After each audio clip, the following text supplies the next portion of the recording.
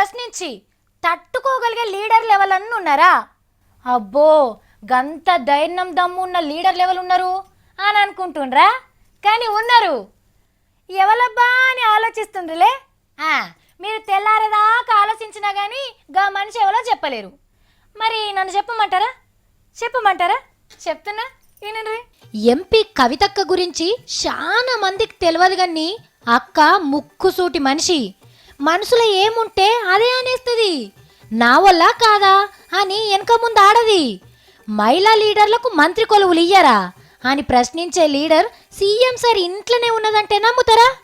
పదవులకు ఆశపడ్డ మహిళా లీడర్లు ప్రతిపక్ష పొల్లు కూడా గింత ధైర్యంగా అడగకుంటొచ్చు. కానీ అక్కనైతే అడిగింది. క్యాబినెట్ లో మహిళలకు స్థానం లేకపోవడం నిజంగా శోచనీయమే. అది ఇదివరకు కూడా నేను చెప్పడం జరిగింది. But very sad situation I would say, and I'm also with you on your side questioning the government in that sense. బాధపడకు.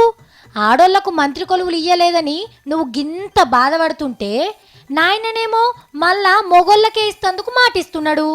కవితక్క ఎట్లనన్నా చేసి నాయనతోని మాట్లాడి ఈ తాప 2-3 మహిళలకు మంత్రి కొలువులు ఇప్పియక్క.